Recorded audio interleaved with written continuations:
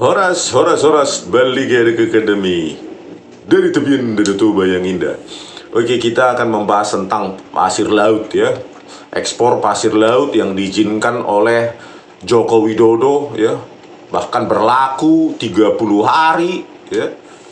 Tanggal 29 Agustus 2024 ya, 1 bulan sebelum dia lengser turun sebagai Presiden Republik Indonesia. Dan alasannya katanya, sekali lagi, itu bukan pasir laut ya, yang dibuka hasil sedimentasi ya, tetap pasir, tetapi hasil sedimentasi laut. Itulah alasannya dibuat-buat. Tetap aja yang rusak adalah laut ya, laut Indonesia.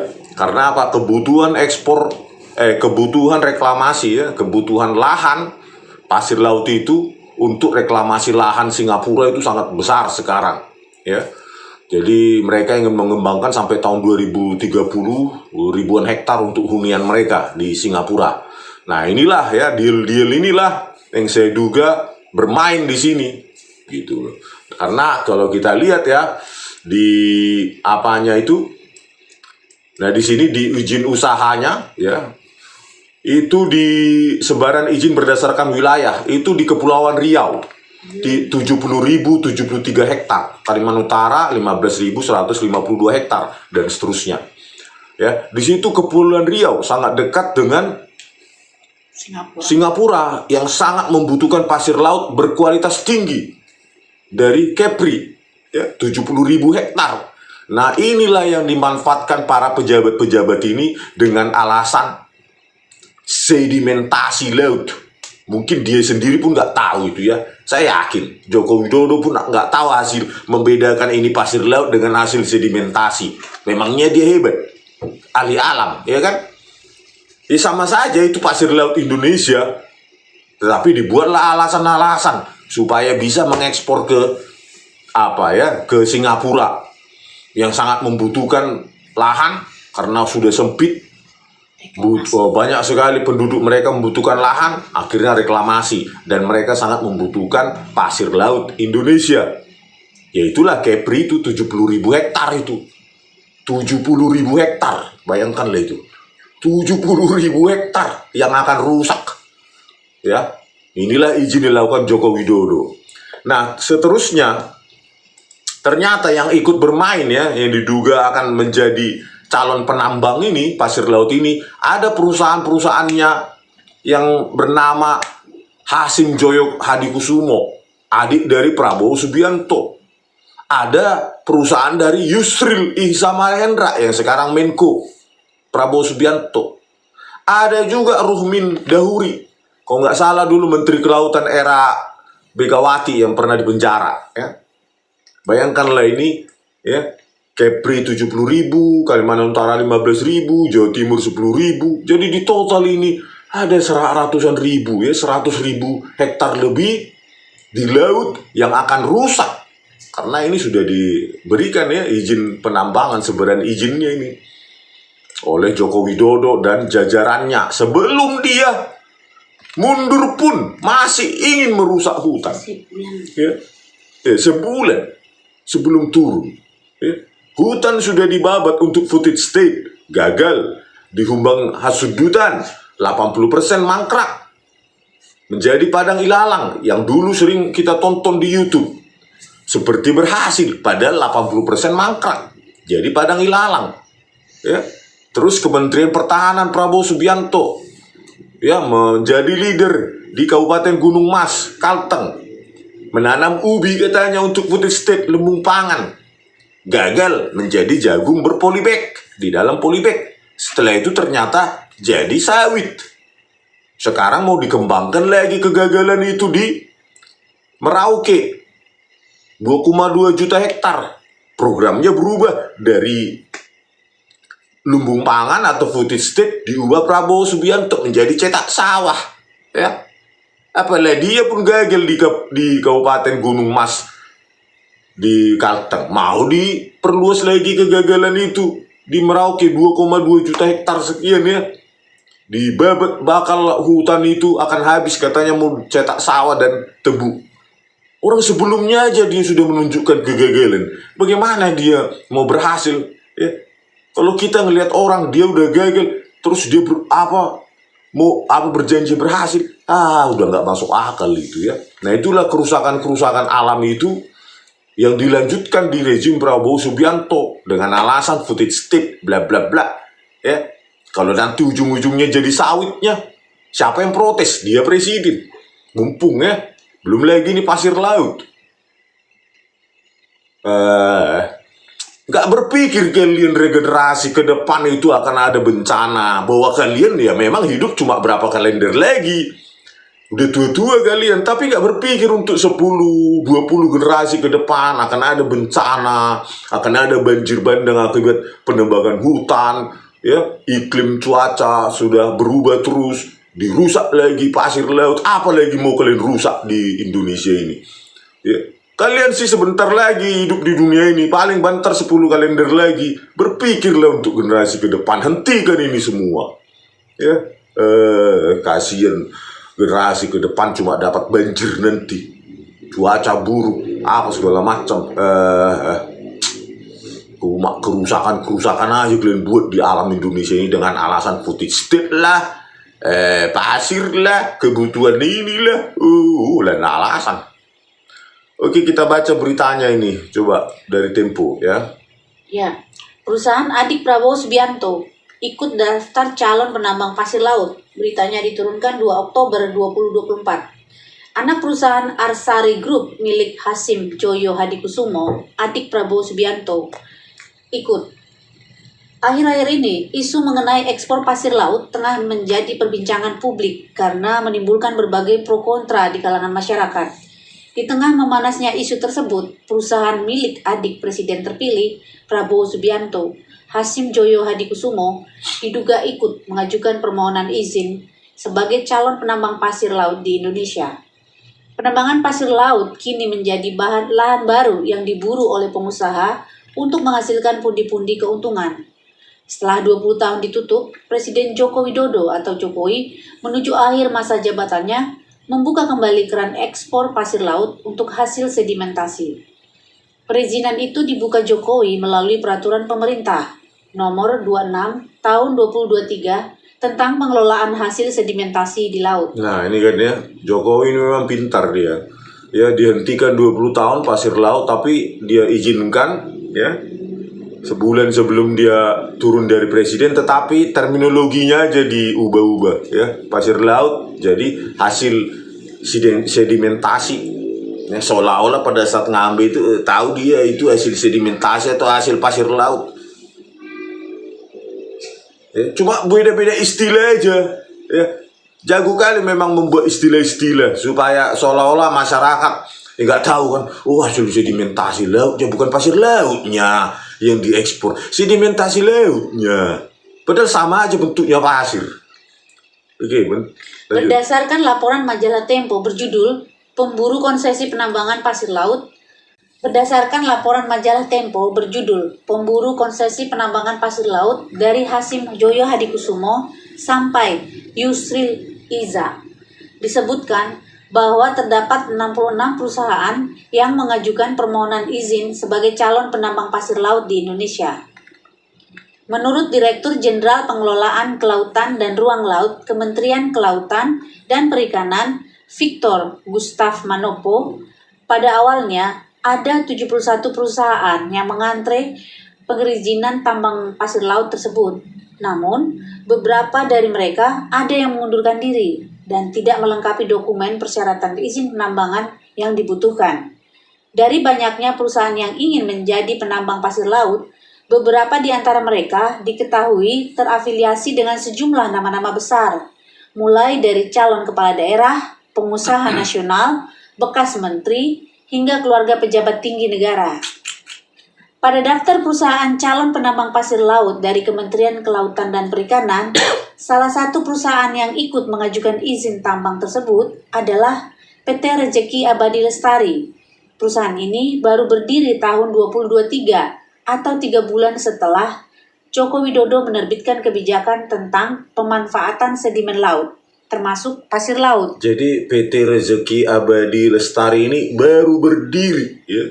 Baru berdiri pada Agustus 2023, 3 bulan setelah Joko Widodo menerbitkan kebijakan pemanfaatan sedimen laut termasuk pasir laut. Jadi istilahnya berarti kan kebijakan itu lahir lewat deal-deal orang-orang itu ya tadi ya. Bukan berdasarkan kebutuhan rakyat ya. Calon kepala daerah, pengusaha nasional, bekas menteri, hingga keluarga pejabat tinggi negara. Berani mereka rusak alam ini untuk kepentingan perut mereka ya.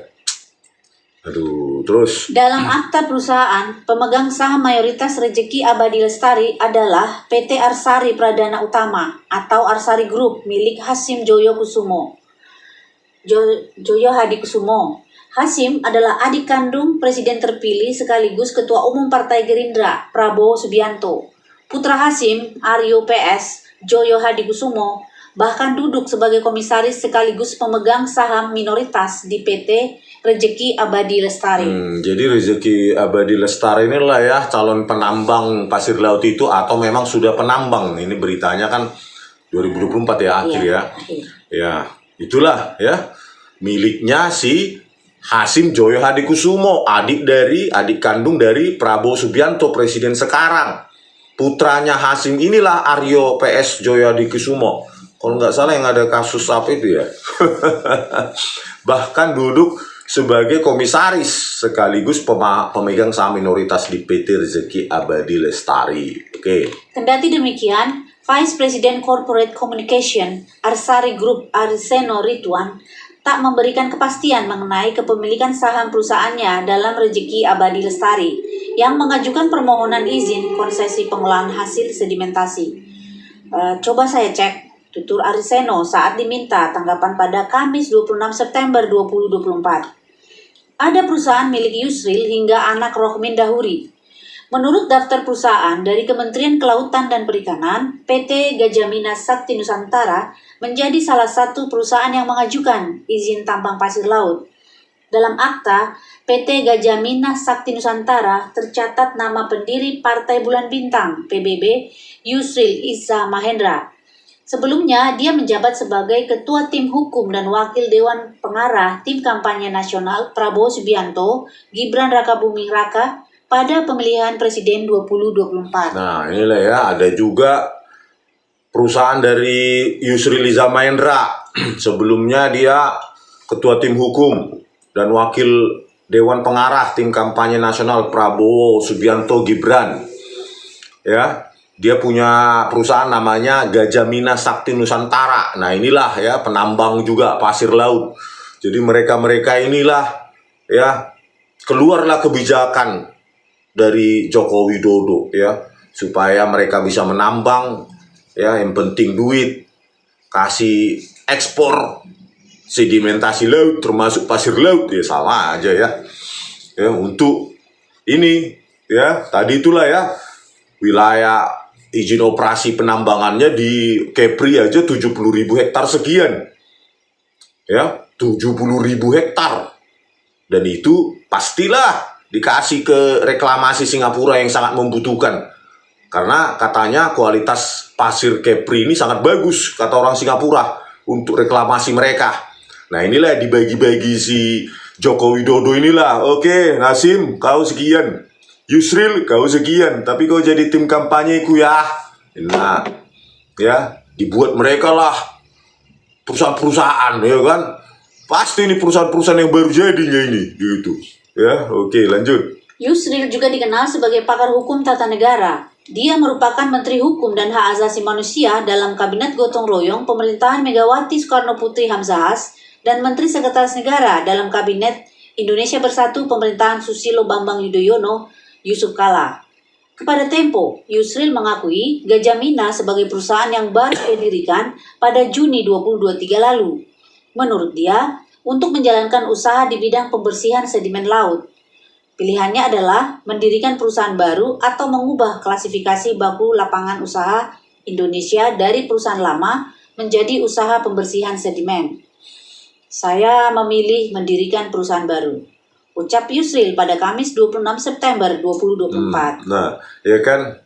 Jadi sayangnya beberapa bulan sebelum keputusan Joko Widodo, mereka berlomba-lomba membuat Mendirikan. perusahaan baru. Alasannya untuk apa itu?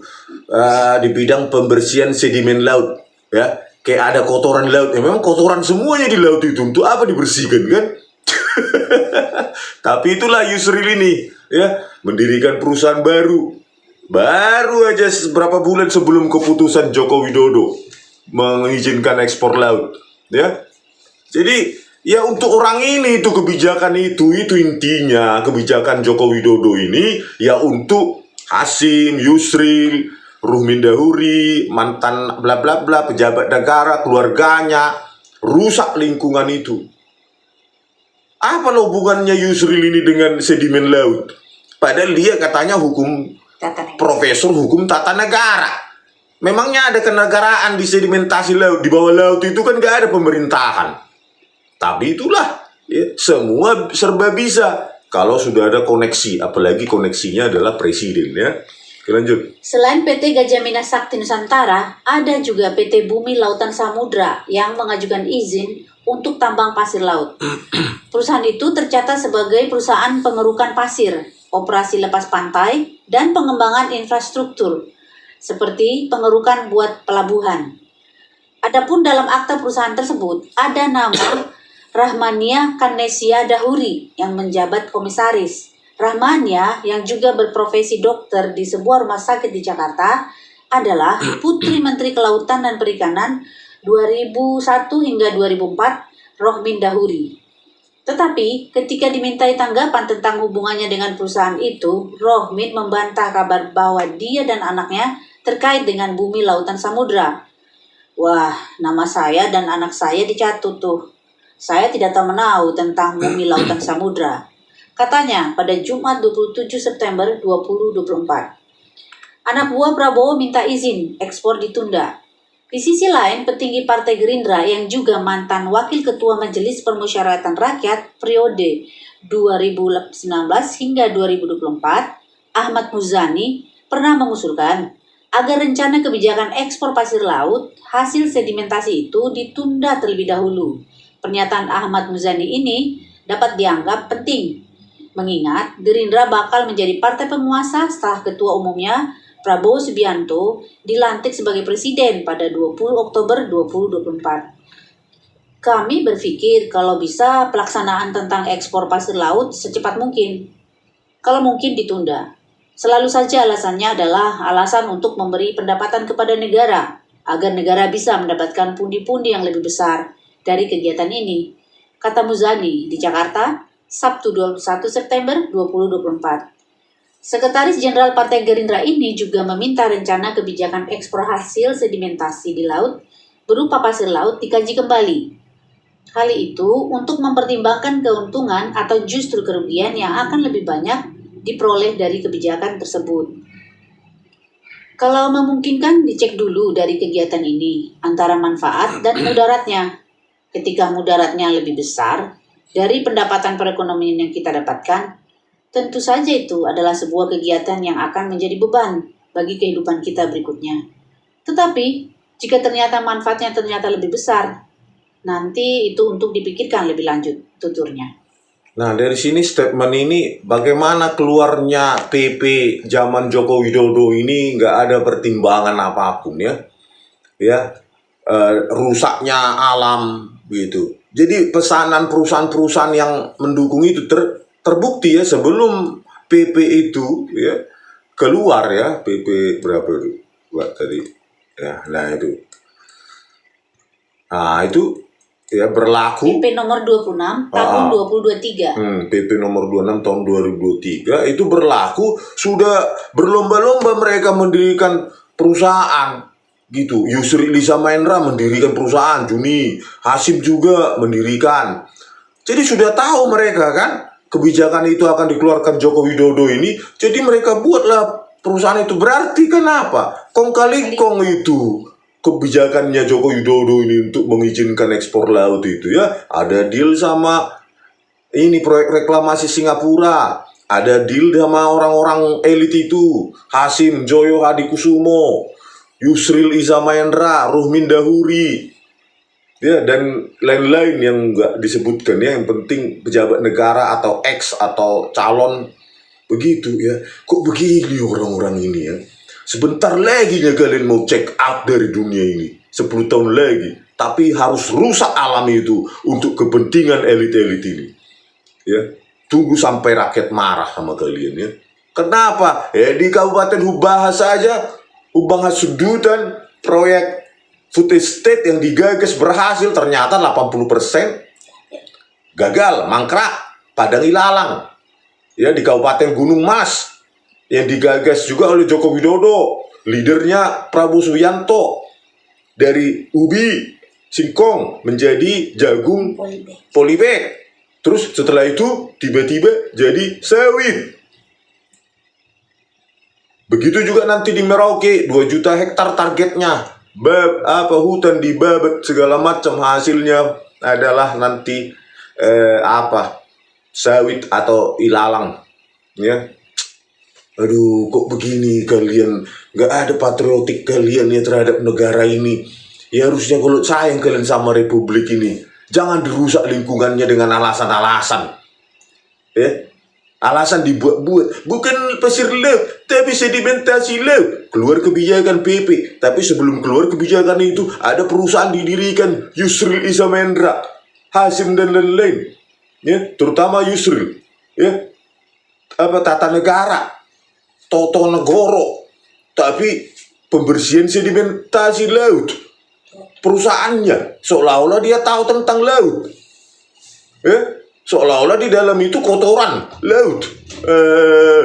Tahe kacau nih negara on. Kalau kayak gininya mengeluarkan PP berdasarkan pesanan-pesanan, ya udahlah, hancurlah negara ini. Ya, silakan Pak Prabowo, kalau memang seperti ini dilanjutkan atau keputusan itu ada di tangan Anda, ya, menghentikan ekspor pasir laut ini, menghentikan menembang hutan, ya, karena dampaknya bukan pada generasi Anda, generasi berikutnya yang harus Anda pikirkan karena kalian punya wewenang dalam undang-undang. Jangan ada lagi keluar PP kayak gini berdasarkan pesanan-pesanan. Ya karena apa? Ya didirikan sebelumnya perusahaan baru Juni 2023 Agustus dibuat PP. Tahe kacau nih negara on. Kalah jujur mah dua lakon. Silni negara on mamerin lakon. Oke, oras, sampai jumpa di video kami selanjutnya. Oras.